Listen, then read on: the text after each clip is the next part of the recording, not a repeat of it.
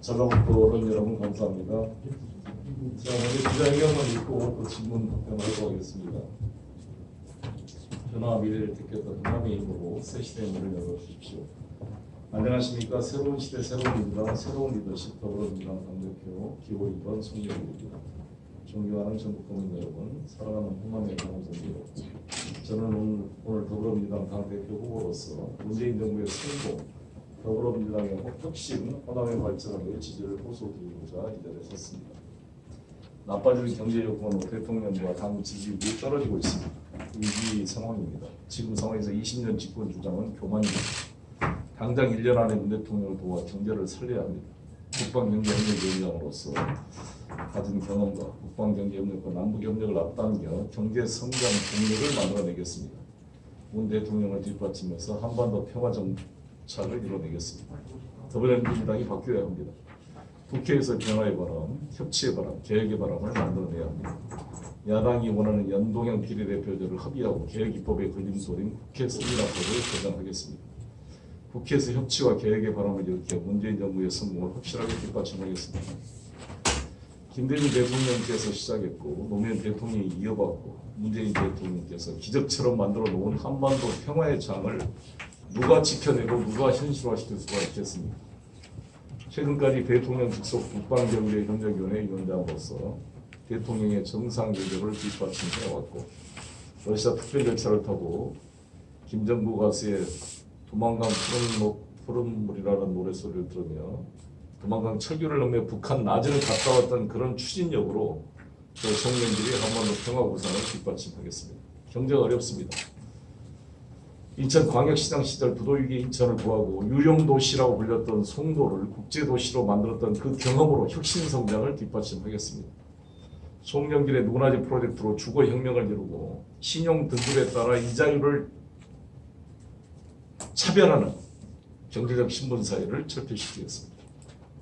저 송영길이 통합의 아이콘이 되겠습니다. 왜 문재인 대통령께서 저를 총괄선대본부장으로 임명했겠습니까? 신문 비문을 넘어 지역과 세대를 넘어 통합을 이룰 수 있기 때문입니다. 원팀으로 위기를 돌파하겠습니다. 송환인 지사께서 호남이 정치의 변방, 대한민국 변방으로 밀려났다고 말씀했습니다. 우리 민주당이 어떻습니까? 김대중, 노무현, 문재인 세 분의 대통령을 호남의 힘으로 만들었지만 호남은 여전히 정치적으로 대상화되고 시해의 대상으로 전락했습니다. 올해는 전라도 정령 1천년이 되는 해입니다. 호남의 새로운 미래를 준비해야 될 시점입니다. 호남의 정치적 자존심을 바로 세우고 호남이 다시 민주당의 중심이 될 수 있는 미래를 만들어내야 합니다. 호남은 그동안 세력이나 대세에 굴복하지 않았습니다. 동교동 세력에 들어본 이인재 대세론을 꺾고 노무현 바람을 일으켰던 것이 바로 호남입니다. 저 송영길 특정한 세력과 계보의 지원도 없습니다. 혈혈단신 우리 민주당과 국민을 믿고 문재인 대통령을 바라보고 번지점프하듯이 전당대회를 뛰고 있습니다. 유일한 호남 출신 후보 송영길이 전북을 정치와 경제로 중심으로 복원시키는 데 총력을 다하겠습니다. 전북 경제가 총체적 난국에 빠져 있습니다. 전북의 총생산이 성장률이 0%대로 둔화하는 것으로 나타났습니다. 20, 30대 젊은이들이 떠나고 있습니다. 현대중업, 군산조선소 가동 중단과 한국 GM 군산공장 폐쇄라는 연이은 악재가 전북 경제 전반에 영향을 미치고 있습니다. 문재인 정부 100대 국정과제에 포함된 새만금을 확실히 뒷받침하겠습니다. 경제 자유회로 지정된 새만금은 아직도 매립 작업 중에 있습니다. 변변한 기업 유치가 되지 않고 있습니다. 어떻게 유치 발전될 것 같이 아직 갈팡질팡하는 형국입니다. 저 송영길 인천광역시장 시절에 유령도시 송도에 삼성바이오 등 유수 대기업을 유치하고 G7 녹색기후기금을 유치해냈습니다. 서울 경기도를 제끼고 외국인 직접 투자 1등을 만들었습니다. 글로벌 도시를 만들고 투자 유치에 성공한 경험을 바탕으로 전북 경제를 확실히 뒷받침하겠습니다. 새만금 개발청, 새만금 개발공사가 확실히 일할 수 있도록 당대표가 직접 챙기겠습니다. 대기업이 투자할 수 있도록 투자 환경을 바꿔나가겠습니다. 새만금이 중국, 일본, 유라시아 진출이 용이한 지정학적 이점을 최대한 활용해서 동북아 경제 중심지 글로벌 명품 도시로 우뚝 서기 위해 글로벌 기업 투자가 활발해져야 됩니다. 저는 당대표가 되고 나면 알리바바의 마인 회장을 만나기로 되어 있습니다. 새만금 발전 계획에 대한 것을 성렬도 됩니다. 제가 가지고 있는 글로벌 네트워크를 총동원해서 송화진 지사와 협력해서 생황금 투자 유치를 위해 노력하겠습니다. GM 군산공장 자리는 다시 내연기관 자동차 공장을 유치해서는 안 된다고 봅니다. 새로운 전기 자동차를 비롯한 미래형 자동차 산업으로 바꿔나가야 된다고 봅니다. 그러기 위해서는 GM으로부터 저렴한 가격으로 빨리 이걸 인수해서 새로운 투자자한테 페이버를 주고 유치를 해야 된다고 봅니다. 저 송영길 김대중 대통령 불을 봐준 지 20년 그동안 개파 계보도 만들지 않았습니다. 오로지 민주당의 성공과 민주정부의 성공을 위해 달려왔습니다. 한 번도 탈당하지 않고 20년 동안 민주당을 지켜왔습니다. 제가 당대표가 된다면 줄 세우기 정치, 개파 정치가 없을 것입니다. 문재인 대통령께서 우리 문재인 정부는 기회는 평등하고 과정은 공정하고 결과는 정의로울 것이라고 이야기했습니다. 과연 우리 민주당이 그동안 지방자치단체장, 지방의원 공천 과정에서 기회가 평등했고 과정이 공정했고 결과가 정의로웠다고 자부할 수가 있겠습니까? 여러 가지 반성할 점이 많다고 봅니다. 많은 상처 입은 당원들이 많습니다. 기회가 박탈된 당원들이 많습니다. 평생을 민주당에 충성을 해왔는데 제대로 경쟁할 기회조차 박탈된 상처받은 당원들이 많습니다. 송영길이 당대표가 되면 공정한 민주당을 통해 이런 일이 없도록 하겠습니다. 자기가 지지하는 당대표가 되지 않았다고 해서 불이익을 받는 비겁한 줄세우기 눈치 보는 정치를 끝내겠습니다. 1년 전에 공천룰도 확정해서 투명하게 하겠습니다. 정당의 혁신을 이뤄내도록 하겠습니다.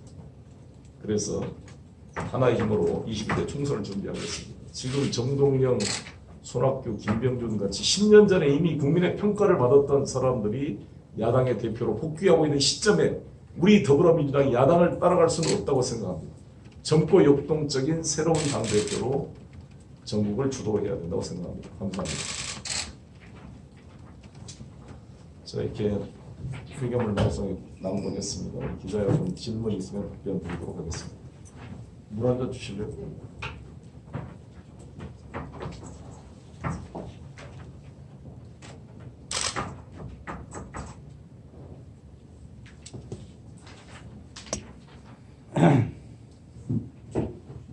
여기 기자분 다 있어.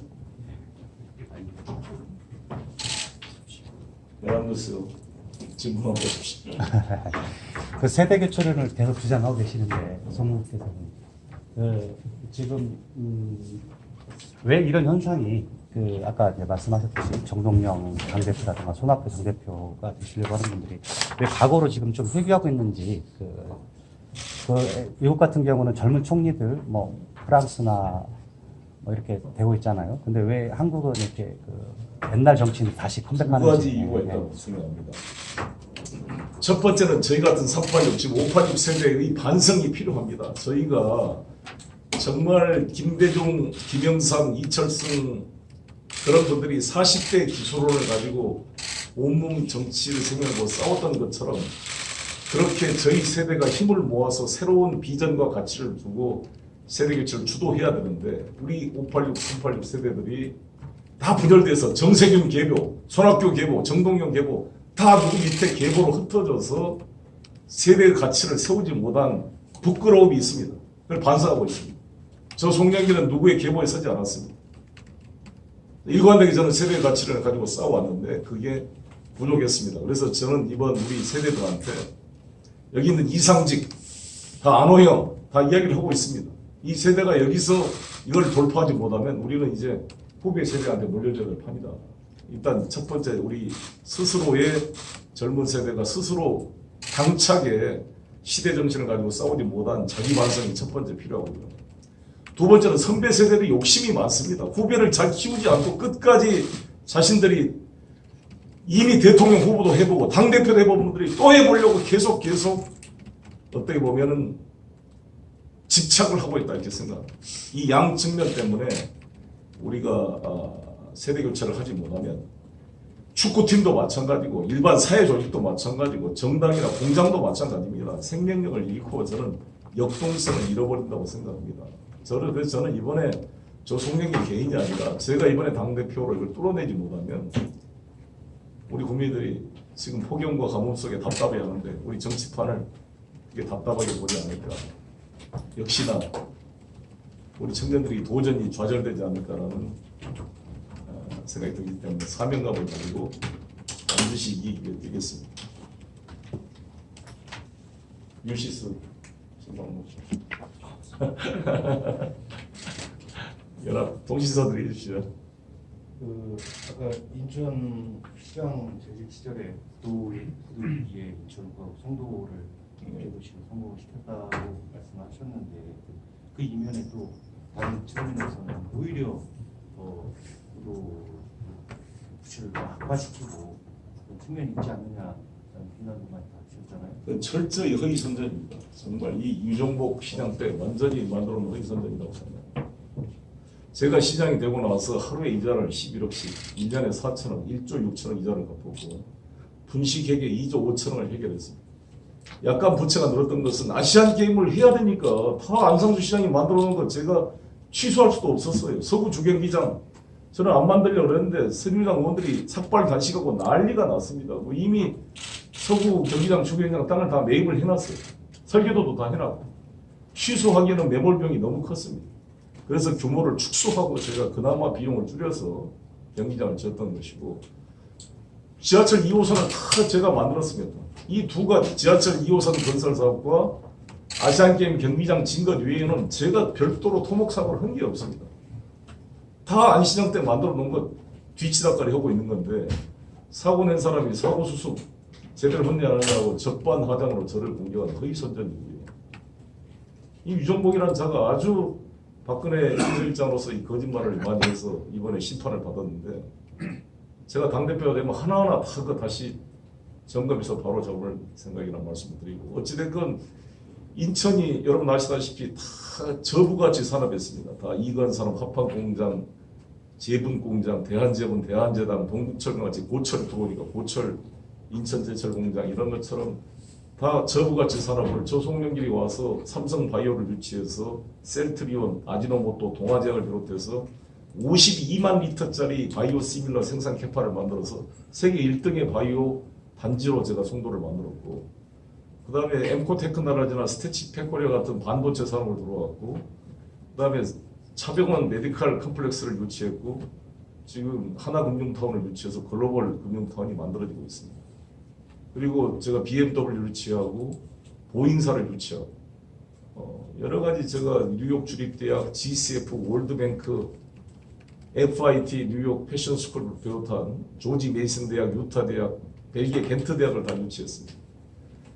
완전히 이 인천의 패러다임을 저는 바꿨다고 생각합니다. 생산의 패러다임을 고부가치 첨단 산업 저는 이런 네트워크를 가지고 우리 지금 새만금에 5개 회사 지금 유치되고 있는 거 아닙니까? 케미칼을 회사하고 지금 OCI 유치 뭐 투자하겠다 태양광산업 그냥 거의 무산된 상태이고 그래서 랜드마크 회사를 유치를 해야 됩니다. 이 새만금도 되려면 그래야 그게 상호 시너지 효과가 돼서 후속 효과가 있게 되거든요.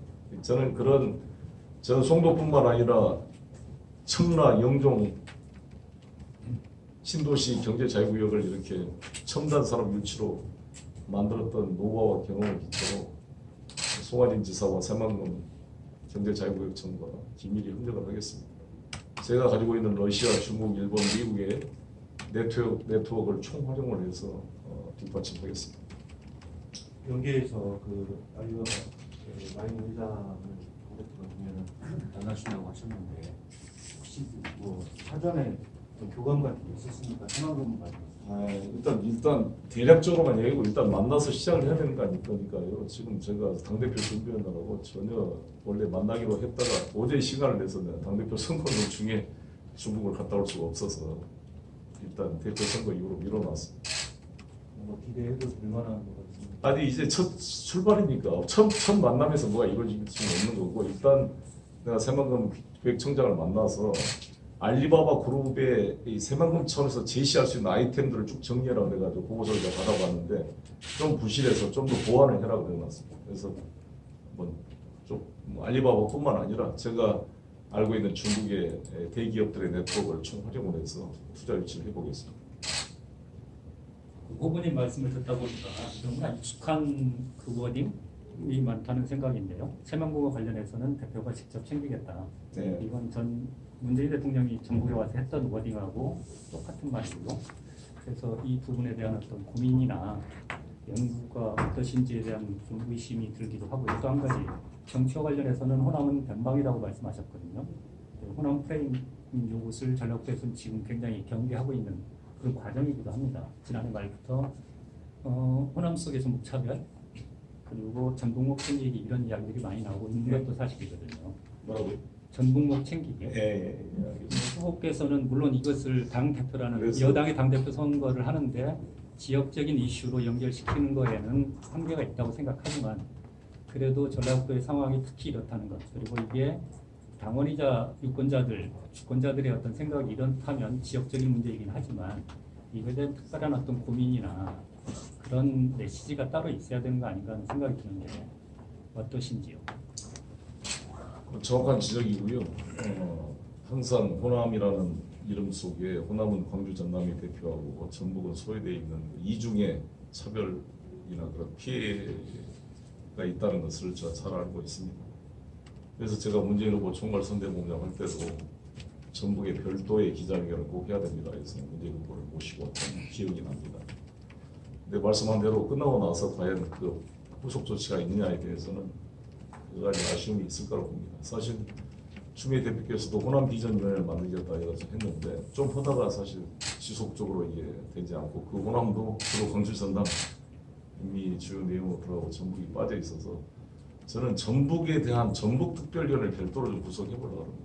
그래서 여기에 관련 전문가들 좀 결합시키고, 아까 말씀한 대로 이 새만금 사업이 사실 찬반 논란이 많아서 초기에는 저도 새만금 해야 될 필요가 있는가 논란이 많았지만, 이왕 이 진행된 걸 가지고 그걸 가부를 따진 것 자체가 이미 어떻게 보면 무익한 일이 될 수가 있어서 이미 이 사실을 전제하에 어떻게 이거를 발전시킬 것인가 지혜를 모아야 되는 게 아닌가 생각이 들어서 전북발전특별위원회를 별도로 호남 속에 포함시키지 않고 별도로 구성을 해서 이 새만금이나 이 군산 문제 해결을 위한 제반 전문가, 관련 기업, 관련 부처들을 좀 총합해서 해보도록 하겠습니다. 제가 여산 송시인데 익산군 여산이 저희 시도가 있는 곳이라 전북이 저희 뿌리라고 볼 수가 있습니다. 좀 애정을 가지고 하겠습니다. 아쉽게 무산되긴 했었지만 현재는 뭐 진행이라고 봐야 할 것 같은데요. 그 지역 분권형 개헌이 네. 지방선거를 앞두고 상당히 기대를 갖고 과정에서 봐서 무산은 됐잖아요. 네. 그럼 이번 당 대표 선거가 이런 요구들 다시 수렴하고 그 진행할 수 있는 어떤 좀 계기가 될 것으로 믿어도 될까요? 네, 헌법은 87년 헌법 제정가 이미 이제 수명을 다했다고 생각합니다. 개정을 해야 되는데 결국 대통령 중심제로 갈 거냐, 이원 집정부냐, 내각제로 갈 거냐의 갈등이 내재되어 있습니다. 아무래도 국회의원들은 의원 내각제, 이원 집정부제를 선호하고, 특히 다선 의원들은 그럴 경향이 크다고 보여지고요. 그래서 그런 흐름과의 그 갈등이, 우리 대통령이나 우리 당의 중심 세력들은 대통령 중임제를 선호하기 때문에 이와의 갈등 조정이 필요하고, 일단 정동영 대표께서도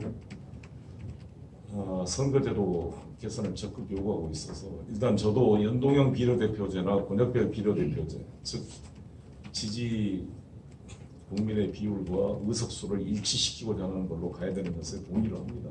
근데 문제는 이제 그걸 일치시키려면 지역구를 줄이거나 아니면 비례대표 의석수를 늘려야 되는데, 이 국민적 이해를 구해야 될 중대한 과제가 남아있기 때문에 저는 그 선행 단계로서 개혁 입법인 공직자 비리 수사처법이나 민생 관련 상가임대차 보호법, 가맹업적에 관한 그런 법이라든지 규제박스법을 좀 통과시키고, 국회 선진화법을 좀 개정해서 일하는 국회를 만들면서 우리가 선거구제도 문제를 조정해야 국민적 공감대를 얻을 수 있다, 이렇게 생각해서 야당 대표님들과 적극 협의할 생각입니다.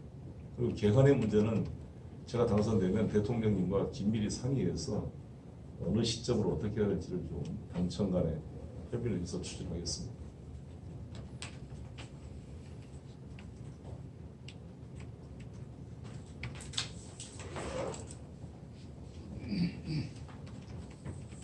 네, 더 질문이 있으시면 제가 마무리 말씀 드려도 될까요?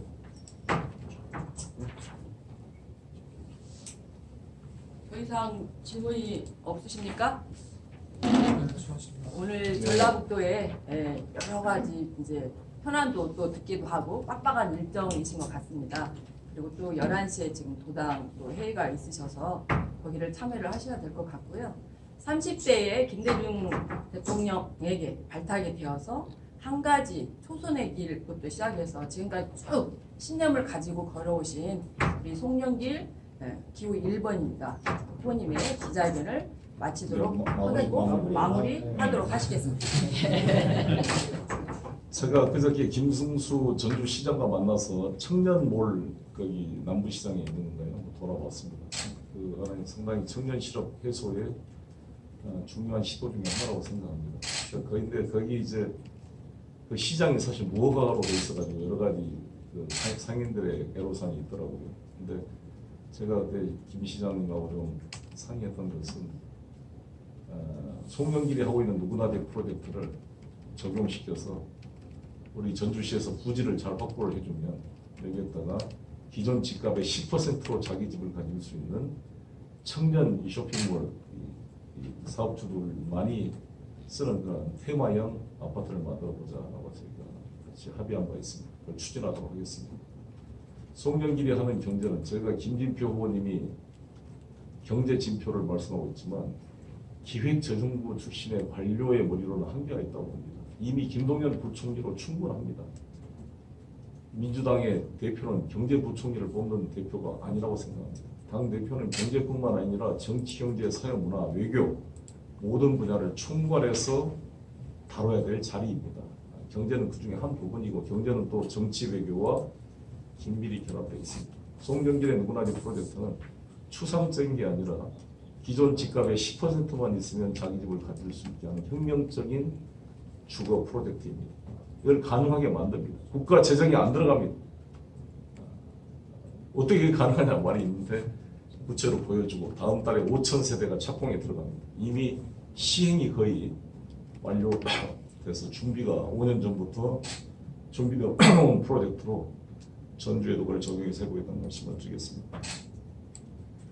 어제 여론조사로 제가 1등으로 올라갔습니다. 지금 제가 생각할 때는 김진표, 이해찬 후보 간에 그 뒤에 또 많은 세력들이 뒷받침하고 있습니다. 정세균 전 의장은 김진표를 지지하고 전해철 김진표를 지지하고 이해찬, 추미애, 김부겸 이런 분들이 지지하면서 세력 간의 싸움이 벌어지고 있고 그 안에 경기도 이재명, 전해철과의 갈등도 같이 내포되어 있어서 계보 간의 큰 갈등이 지금 상호 간에 벌어지고 있습니다. 후유증이 염려됩니다. 이런 상태에서 하나로 민주당을 통합시킬 카드는 계보도 보수도 없이 이런 세력 다툼에 끼지 않는 저 송영길을 지지해 줄 때 제가 공정한 탕평책으로 이 갈등을 수습하고 원팀 민주당을 만들 수 있다 이렇게 말씀을 드리겠고요. 아무튼 지금 상승세를 타고 있으니까 우리 전라북도에서 많은 지지를 해주실 것을 부탁드리겠습니다. 감사합니다.